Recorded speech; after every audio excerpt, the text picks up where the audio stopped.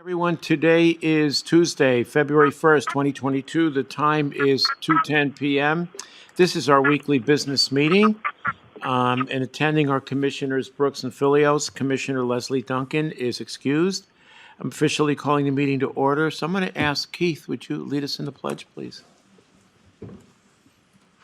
Pledge allegiance to the flag of the United States of America and to the republic for which it stands, one nation, under God, indivisible, with liberty and justice for all. Okay, then. Do we have any changes to the agenda? Hearing none. Okay, let's moving on to approving the minutes. I move that we approve the minutes under section D of our agenda, items 1, 2, and 3. Okay, I will second that. Bill Brooks. Aye. Chairman Filios. Aye. And the motion is carried. And by the way, those minutes related to Kootenai County Fire and Rescue, Human Resources, personnel changes, and business meeting minutes. So moving on to the consent calendar. I move that we approve the consent calendar. You want to list them again? Yeah, just quickly. Okay, items 4, 5, and 6, assessors allow homeowners exemption, BOCC signatures for indigent cases, 1/20/22 through 1/26/22, and human resource SCF report for PP03 FY22 PP03 week 2. Second. Bill Brooks. Aye. Chairman Filios. Aye. Motion's carried. Approving the payables list, please. I move that we approve the payables list. If I can get it to scroll a little bit here. It's not scrolling. I got it. I can do Go it. ahead. Okay, so I'll make a motion that we Got it. approve the payables list for the week of January 24th through 28th of 2022. Total $347,216.20. There were no jury panel payments. I second the motion. Bill Brooks. Aye. Chairman Filios. Aye, and the motion's carried. Okay, moving on to the business segment. It's item number 8, MOU, which stands for Memorandum of Understanding for the renewal of the emergency transportation for Kootenai County Post Falls School District number 273, Office of Emergency Management. Rachel. Yes, Rachel Irish for the record. This is a renewal of a longstanding MOU with the Post Falls School District to allow us to use their buses if we need them in an emergency situation. So we ask your approval for this MOU. Okay, any questions for Rachel? Okay, Rachel, do we do this routinely?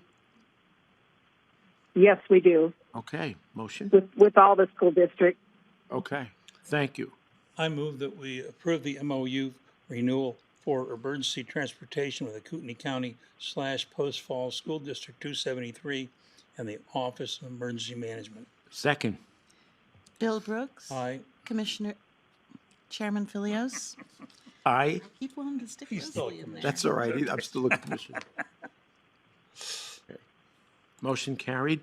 Item number 9, correspondence, board approval with the North Kootenai Water and Sewer District request for support of hazard mitigation grant application. Once again, the Office of Emergency Management. Rachel. Rachel Irish for the record. This is a mitigation application that the Kootenai Water and Sewer District is applying for funding to get generators to support their equipment in the case of a power outage. They are not eligible to apply themselves due to various things, but this is similar to what we did for Kootenai Electric, and they have supplied a letter stating that what they're applying for and that they will provide all the match required so that there is no financial obligation by the county. But we need your approval to be able for them to apply. Okay. Any questions? No. Motion. I move that we approve the support for hazardous mitigation grant application with North Kootenai Water and Sewer District. Second. Bill Brooks. Aye. Chairman Philios. Aye, motion's carried.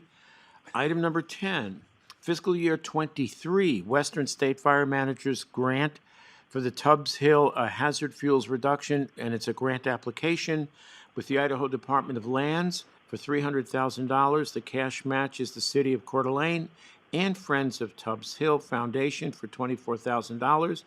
And with our Resource Management Office, Kim. Yes, we are seeking your authorization to apply for the Idaho Department of Lands grant for hazardous fuels reduction on Tubbs Hill. Okay. Questions? Motion. I move that we approve the application for the Idaho Department of Lands Fire Managers Grant for Tubbs Hill hazardous fuel reduction. Second. Bill Brooks. Aye. Chairman Philios. Aye, motion's carried. Item number 11, ISP 21-204 NICS Act Record Improvement Program, also known as NARIP, live scan grant application to the Idaho State Police. It's $15,000. There is no match requirement, and it's for the jail operation. Captain Deek. Hey, good afternoon, Commissioners. Captain Andy Deek. Before you should have a memorandum of agreement between the Idaho State Police and the Kootenai County Sheriff's Office, which has been signed by Sheriff Bob Norris. The grant was awarded in the amount of $15,000 for the replacement of a live scan fingerprint machine, which would continue our electronic submissions to the BCI section of the Idaho State Police. The grant, we are looking for ratification of the agreement before you, as well as a second action item to authorize the purchase of that machine. Okay, grant. So it's the grant and the purchase. Correct. Okay. And is the $15,000, Captain, coming from ISP? It is. It's been paid. We already have the payment. We just have to go ahead and order the machine, and the payment will come out of the county after the deposit's been made. Okay. You okay? Motion. Thank you. I'm to move that we approve the NICS was it Act Record Improvement Program, NARIP, live scan grant agreement with Idaho State Police. Okay. And that involves the grant and the purchase. Okay, second. Bill Brooks. Aye. Chairman Philios. Aye, motion's carried. Item number 12, and this is an advisory board appointment for Astra Underdown to Fleet Management, and it's an action item, so motion, please. I move that we appoint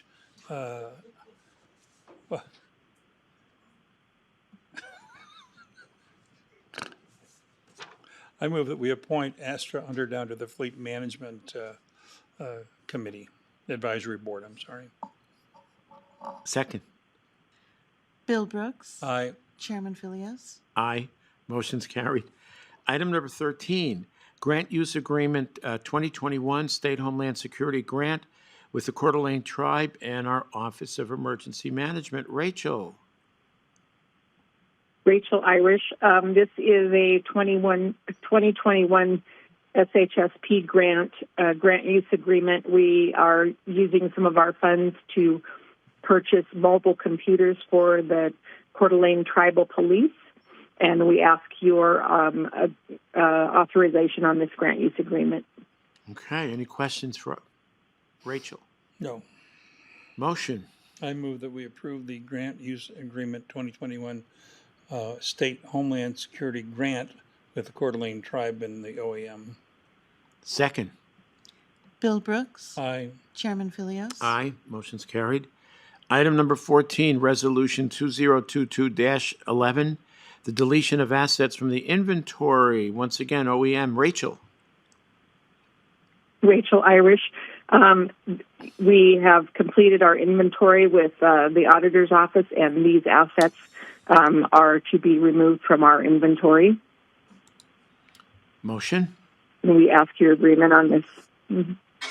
I move that we approve Resolution 2022-11, deletion of assets from inventory for the Office of Emergency Management. Second. Bill Brooks. Aye. Chairman Philios. Aye, motion is carried.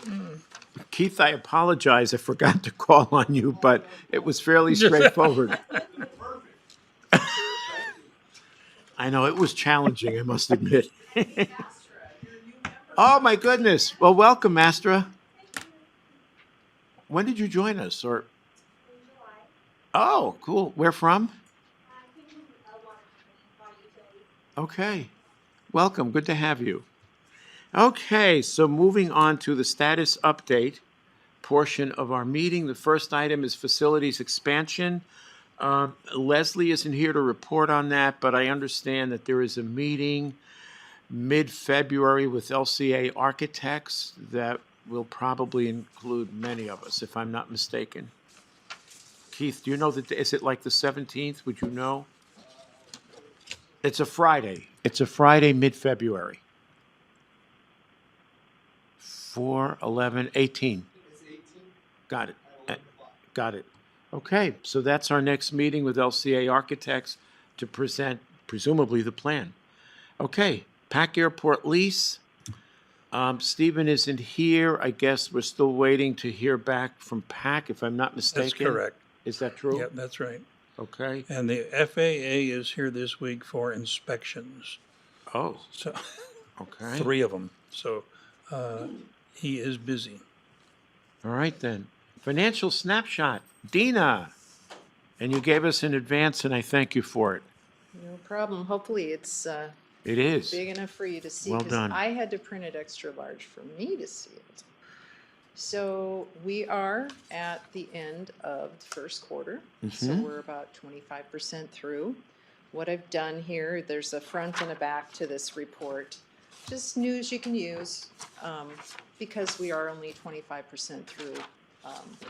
Our health insurance claims are looking good. We're not seeing anything particularly unusual. Mhm. In the center, that gives you a snapshot and estimated loaded amount for our open positions right now. When I pulled the information last week, we are at 76.6 positions open. So in the BOCC, the department's driving that public defender, Yeah. juvenile detention, community development, Yep. and IT. Yep. Other notables in the sheriff's office, obviously jail and 911, big drivers. How do these things compare year to year? Are we, I think we're at historic levels, but I think it's just economically across the board, employers are having a hard time hiring. I could do some analysis for I'd next appreciate month. just a quick, Sure. that would be helpful.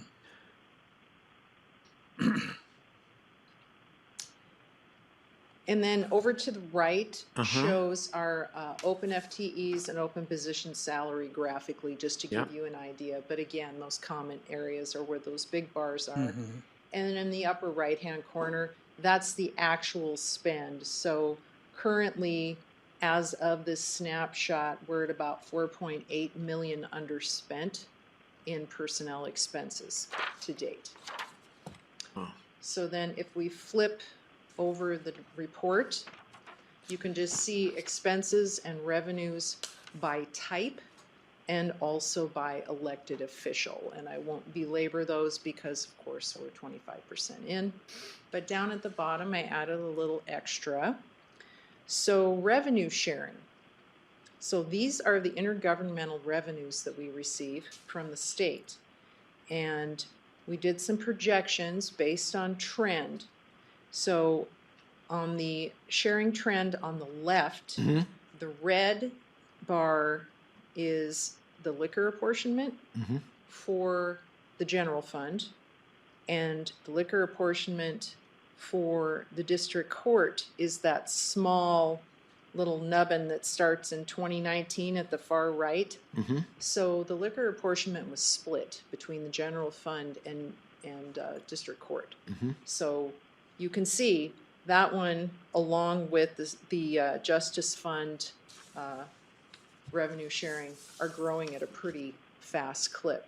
So then over at the right, the state revenue sharing forecast, the dark amount at the top of each one of those bars, that's what we project as what we would collect over and above what we budgeted.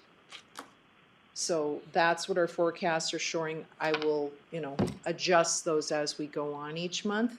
But it's just really interesting to see, especially in the Justice Fund, and it's mainly sales tax, that we're just seeing a surge with commerce. So just some interesting facts. And if you think of anything that you'd like to see in future snapshots, trends, economic information, let me know and I can add. Appreciate it. So any questions? No, this is very good. Looks really, I like the way you have it in a military format that you, Just saving paper. So the amended budget now stands at 132 million Yep. And that's mainly driven by grants, by the grants. Okay. especially ARPA. Yep. Now, ARPA, the first half is in, First half is in, but we budget the full award. budget the full award. Okay. But we should be receiving that second tranche this spring. Okay. Any questions for Dina? Okay, thank you so much. Thank you. All right, let's see, what else do we have? Impact fee analysis. Go ahead, Bill. Spoke with Ann Westcott in person today, and she's doing a great job. And she said, "I'll just don't worry. We've got the contract, and it will be on next week's meeting agenda for approval." Yeah, we kind of messed up. We really should have had it on this week's agenda because it's pretty much ready for signature, but that's okay. If we waited years for impact fees, one more week isn't going to matter. So That's right. we should be able to sign them next week. Okay. By the way, if it goes through, if we approve the impact fees, EMS, for example, is one example, would get $132 per new residence and 7 cents per square foot, I believe it is, for commercial. If we approve it, that is to say for the county, we're looking at, don't quote me, but I think it's around $700 per new residence, $700. So hopefully some of the new growth will contribute to the needs that confront us. Okay, North Lot land sale. Usually Leslie comments on this. We did receive a letter from the property owners, and they were commenting that that there was a discussion with the county back in 1994. What is that, 18 years ago? And nothing ever happened, and so today it's worth like 4 times as much. But I think they made us an offer of about $1,000, so I think we need to take it up as a board. I think the value was like $4,000, and they're offering $1,000, but we'll see what happens with that. I don't think it's going to do us any good to necessarily hold on to it, but we'll see what happens. Skeet and Gun Club. Anything? They've got the information from the audit and Stephen's proposal, and we haven't heard from them. Yeah, last week we decided to give them, Stephen had several scenarios on a matrix, and we decided to basically offer them one of the proposals, which is, they all did involve escalation to something near market rate, but I think it starts at a level that might be reasonable for them. So that saga continues, and so we'll see how we can handle it. Again, we have a situation with PAC that's almost complete, which will take them eventually to something approaching market. And I think the approach is to try to do the same with the gun club. We understand that, it's going to be a challenge for them because they might have to assess fees or membership fees, whatever. But let's see what we can work out so that everyone's happy with it. Okay. Final action is the Arpa Statement, which I'm required to read. Requests for Kootenai County ARPA funding are now undergoing evaluation. If you have any questions or comments about the American Rescue Plan Act or Kootenai County's evaluation process, please direct them to the arpa@kcgov.us email address. March 1st, 2022 deadline for submission. Public comment. Nothing. 2:30. Meeting adjourned. Thanks.